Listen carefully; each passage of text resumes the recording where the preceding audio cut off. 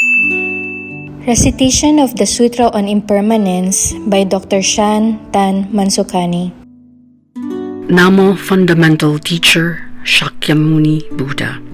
Namo Fundamental Teacher Shakyamuni Buddha. Namo Fundamental Teacher Shakyamuni Buddha. Sutra Opening Gatha. The Dharma, infinitely profound and subtle, is rarely encountered even in 1,000,000 kalpas. Now we are able to hear, study, and follow it. May we fully realize the Tathagata's true meaning. The Sutra on Impermanence. I prostrate and take refuge in the unsurpassed One, who, with endless vows of great compassion, ferries sentient beings across the stream of birth and death to reach the safe haven of Nirvana. With great charity, morality, tolerance, and diligence, one mind, experience, right wisdom, and power. Having reached perfection in benefiting self and others, he is called the Tamer, teacher of heavenly and human beings. I prostrate and take refuge in the wondrous Dharma treasury. By the teaching of 3 fours and 2 fives being perfect and clear, and the 7 and 8 opening the gate to the 4th truths, cultivators reach the shore of the unconditioned. The Dharma clouds and Dharma rain imbue all beings, eliminating searing afflictions and illnesses, tempering and converting the obstinate, guiding everyone appropriately, not by force. I prostrate and take refuge in the saints, the superior beings of the 8 stages, who can be freed from defilements. With a Vajra scepter of wisdom, they shatter the mountain of delusion, forever severing the beginningless ties and fetters. In the epoch from Deer Park to the Twin Trees, they follow the Buddha in propagating the true teaching.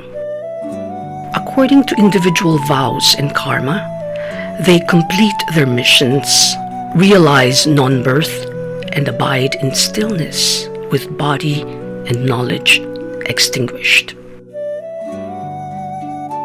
I prostrate and venerate the 3 jewels, the true source of liberation for all, leading those drowning in samsara from foolish delusion to enlightenment.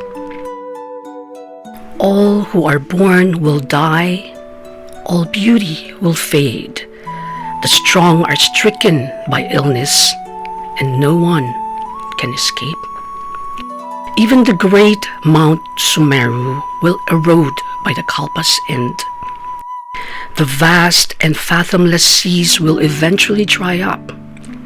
The earth, sun, and moon will all perish in due time. Not one thing in the world can escape impermanence. From beings in the neither thought nor non-thought heaven, down to the wheel-turning kings accompanied by the 7 treasures and surrounded by 1,000 suns. When their lives have ended without a moment's delay, they drift again in the sea of death and suffer according to their karma. Transmigrating within the triple realm is like the turning of a well bucket's wheel, or like a silkworm spinning a cocoon to confine itself. Even the unsurpassed Buddhas, Pratyeka Buddhas, and Shravakas give up their impermanent bodies. Why not ordinary beings? Parents, spouses, and children, siblings, and other relatives witnessing the separation of life and death, don't they all lament and grieve? Therefore, everyone is urged to heed the true Dharma, renounce what is impermanent, and practice the deathless path. Like sweet dew that cools and purifies, the Dharma eradicates all afflictions. So listen with one mind. Thus have I heard. Once the Bhagawan was at the Jetavana Grove in Anatta Pindika Park in Shravasti. At that time, the Buddha told the bhikshus, "In this world, there are three things that are not likable, not lustrous, not desired, and not agreeable."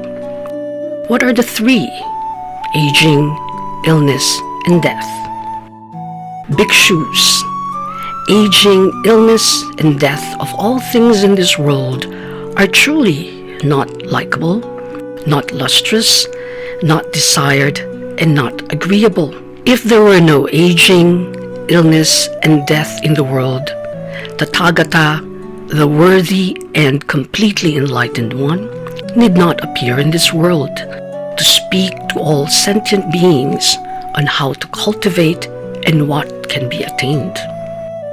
Therefore, you should know that aging, illness, and death of all things in the world are not likable, not lustrous, not desired, and not agreeable. Because of these three things, the Tathagata, the worthy and completely enlightened one, appears in the world to speak to all sentient beings on how to cultivate and what can be attained. Then the world-honored one reiterated this teaching in the following gatha. All external splendor will perish. Likewise, the body will decay. Only the incomparable Dharma will endure. The wise should discern clearly. Aging, illness, and death are resented by all. Their appearance is dreadful and repulsive. The countenance of youth is fleeting. Soon it will wither and fade. Even living to 100 years, still, one must give in to the force of impermanence. The suffering of aging, illness, and death constantly afflicts all sentient beings. When the world-honored one had spoken this sutra, the bhikshus, devas, dragons, yakshas, gandharas, asuras, and so forth were all filled with immense joy. They accepted and followed the teaching faithfully. Always pursuing worldly desires and not performing good deeds, how can you maintain your body in life and not see the approach of death? When the breath of life is ending, limbs and joints separate. The agonies of death converge, and you can only lament. Eyes roll up, the blade of death strikes down with the force of karma. The mind fills with fear and confusion, and no one can save you. Gasping, the chest heaves rapidly, shortened breaths parch the throat. The king of death demands your life, and relatives can only stand by. All consciousness becomes hazy and dim as you enter the city of peril. Friends and relatives forsake you as a rope drags you away to the place of King Yama, where fate is determined by karma. Virtuous deeds give rise to good destinies, and bad karma plunges one into hell.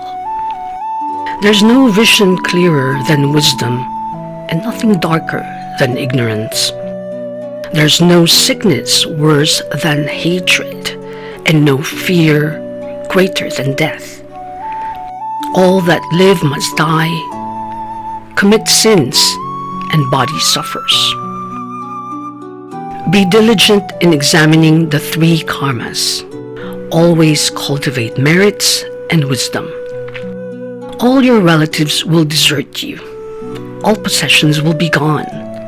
You have only your virtues as sustenance on this treacherous path. Like those who rest by a roadside tree, they will not linger long. Wife, children, carriages, and horses will likewise soon be gone. Like birds that gather at night, going their separate ways at dawn. Death callously parts all relatives and friends. Only Buddha enlightenment is our true refuge. I've spoken in brief according to the sutras. The wise should reflect and take heed. Devas, asuras, yakshas, and so forth who come, hear the Buddha's teaching with utmost sincerity. Uphold the Dharma so it may endure. Each of you should practice with diligence. All sentient beings who come for the teaching, whether on land or in the air, always be kind-hearted in this world. Abide in the Dharma day and night. May all worlds be safe and peaceful. May infinite blessings and wisdom benefit all beings. May all sinful karma and suffering be removed. May all enter perfect stillness. Anoint the body with the fragrance of precepts and sustain it with the strength of samadhi. Adorn the world with flowers of body wisdom. Dwell in peace and joy wherever you are. 3 refuges. I take refuge in the Buddha. May all sentient beings understand the great way profoundly and bring forth the body-mind. I take refuge in the Dharma. May all sentient beings deeply enter the sutra treasury and have wisdom vast as the sea. I take refuge in the Sangha. May all sentient beings form together a great assembly, one and all in harmony. 4 great vows. Countless are sentient beings I vow to liberate.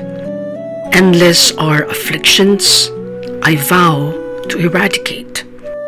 Measureless are the dharmas I vow to master.